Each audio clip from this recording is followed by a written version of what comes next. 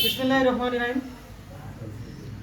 আজকে আমি আপনাদেরকে এমন একজনের সাথে পরিচয় করে দিব যে জন্মগতভাবে মানসিকভাবে সে চোখে দেখে না এবং সে কিছুটা হলেও প্রতিবন্ধী।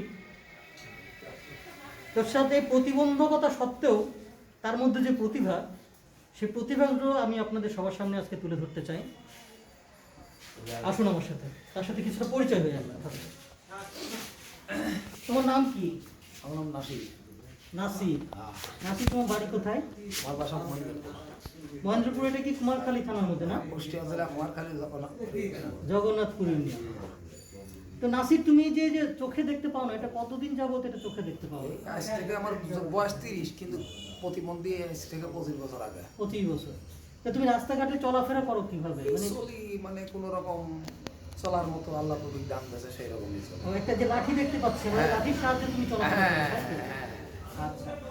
তো আমরা ইতিমধ্যে জানতে পেরেছি যে তোমার মধ্যে একটা প্রতিভা আছে, সেটা হচ্ছে তুমি যে গামলার মাধ্যমে যে সুর তৈরি করে তুমি গান গাও। এটা কবে থেকে শুরু করেছো? আজ থেকে 15 বছর আগে। 15 বছর আগে। তুমি কি মানে জীবিকা নির্বাহ করো কিভাবে? তুমি কেমন খাওয়া দাওয়া কিভাবে, তোমার মানে জীবন চলে কিভাবে? এই মনে করেন যে আমি প্রতিবন্ধী মানুষ, আমি তো আর কোনো কাজ কাম পারিনি, নিজে কর্ম করতে পারিনি। মনে করেন যে এই চেয়াচিন্তি ভিকারি মানুষ, 10 দিনের কামাই। আচ্ছা, তার মানে যেভাবে যে দেয় তোমাকে, যেভাবে যে হেল্প করে, যে সাহায্য করে, সেই সাহায্যের মাধ্যমেই তুমি চলাফেরা করো এভাবে, তাই তো?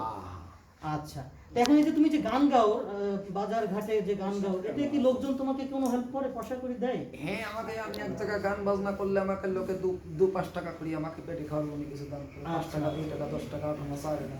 আচ্ছা আচ্ছা। তো আমরা চাচ্ছি তোমার যে প্রতিভাটা, যেটা যে প্রতিভা, সেই প্রতিভাটা তোমাকে আমরা সবাইকে আমরা দেখাইতে চাই, আমরা সবাই দেখতে চাই।